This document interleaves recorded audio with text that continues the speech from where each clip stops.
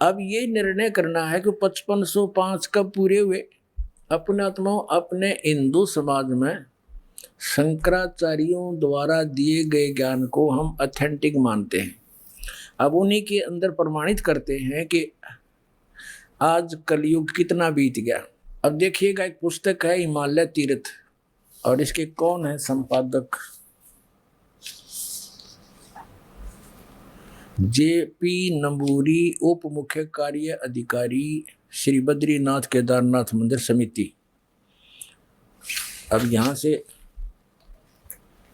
हिमालय तीर्थ पहला प्रकाशन 2009 का, प्रकाशक है रंजू चक्रवर्ती, बामा चंद राय रोड, कलकत्ता, 76A/1 दूरभाष इतना। ग्रंथ सब जयपुर नंबूरी, मुद्रक है गिरी प्रिंट सर्विसेज, कलकत्ता। ठीक है, अब इसके हम 42 पृष्ठ पर आते हैं। ये 42 पृष्ठ है, हिमालय तीर्थ नामक ये पुस्तक है। यहाँ एक आदि शंकराचार्य के जन्म के विषय बताई है। ये कोई शिव रहस्य का एक श्लोक है, दोहा है संस्कृत में शिव रहस्य का, इसका अनुवाद किया है। अर्थात कलयुग के 3000 वर्ष व्यतीत होने पर बौद्ध मीमांसकों के मत पर विजय प्राप्ति के लिए शंकर यति के रूप में आविर्भूत होंगे। यानी शंकराचार्य का जन्म जब कलयुग 3000 वर्ष बीत जाएगा तब होगा, ये इनका भविष्यवाणी थी। और ये कब हुआ? ईसा मसीह जी से 508 वर्ष पहले आदि शंकराचार्य जी का जन्म हुआ। देखिएगा, ये पुस्तक है ज्योतिर्मय ज्योतिर्मठ, और ये कहाँ से छपी है? ज्योतिर्मय ज्योतिर्मठ।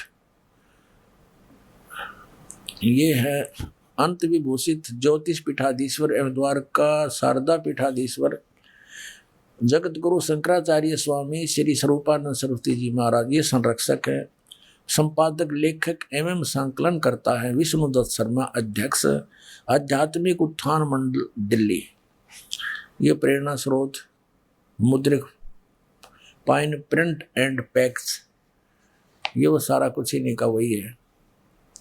प्रकाशक है अखिल भारतीय आध्यात्मिक उत्थान मंडल, 1/3234 गली नंबर 2, रामनगर मंडोली रोड, सादरा दिल्ली। ये इनके फैक्स और फोन नंबर है। इसके 11 पृष्ठ पर हम ले चलते हैं आपको। ये 11 पृष्ठ है। अच्छा, यहाँ पर क्या लिखा है? आदि गुरु शंकराचार्य का संक्षिप्त जीवन परिचय हम थोड़ा सा पढ़ेंगे अपने मतलब का। गुरु परंपरागत मठों के अनुसार उनका आविर्भाव, किनका?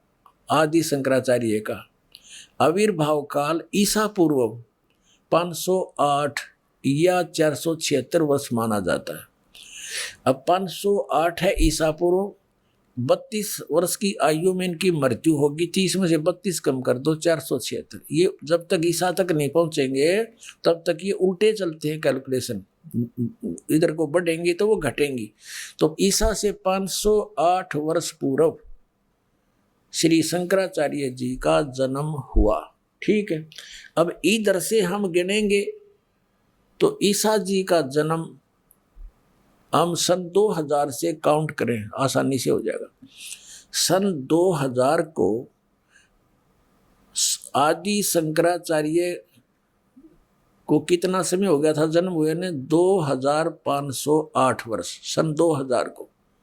और उस समय कलयुग कितना बीत चुका था? इन्हीं के उस ज्योतिर्मय ज्योतिर्मठ पुस्तक के आधार से उसमें ऊपर से गिनेंगे तो 3000 वर्ष कलयुग बीत चुका था। और जब उनका जन्म हुआ तो अब से गिने तो उस समय को जब 3000 वर्ष कलयुग बीत गया था, सन 2000 से गिने तो 2508 वर्ष वो जोड़ दें उसमें, तो 2000 सन 2000 को योग कलयुग कितना बीत गया था? 5508 वर्ष। अब हम 5505 खोजेंगे, वो कद पूरा हुआ। अब 5505 कलयुग कब पूरा होता है? तो सन 2000 को, तो 5508 बीत गया कलयुग। अब 3 पीछे चले जाओ, 1997 में 5505 वर्ष कलयुग बीत चुका था, यानी 5505 आ गया में, सोच लो कलयुग। तो अब वो 5505 1997 का फिर क्या रहस्य है? परमात्मा इस दास को फाल्गुन सुदी एकम सन 1997 मार्च में इस दास को कबीर परमात्मा मिले थे। उन्होंने कहा था कि बेटा अब वो समय आ गया है, डिस्क्लोज कर दे इस पूरे प्रोसेस को। बोलो सतगुरुदेव।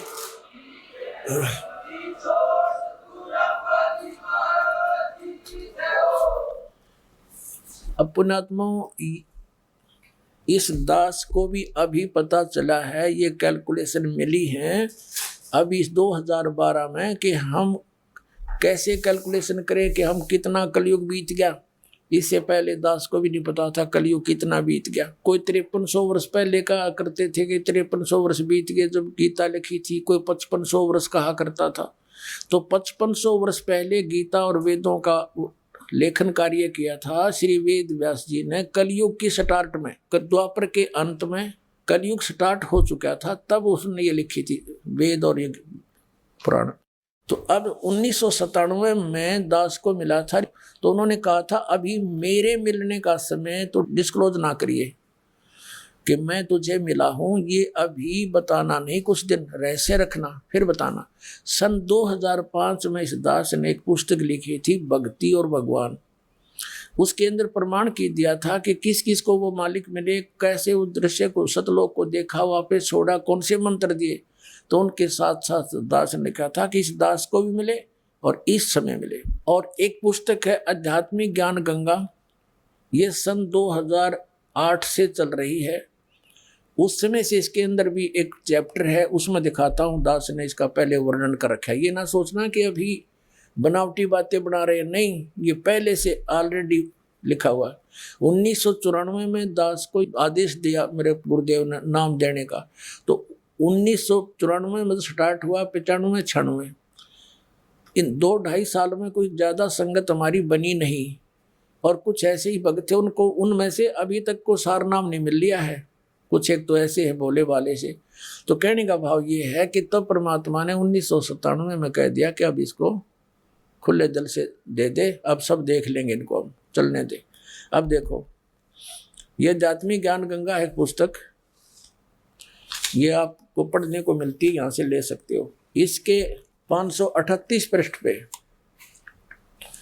538 पृष्ठ पे एक अध्याय है यथार्थ कबीर पंथ परिचय।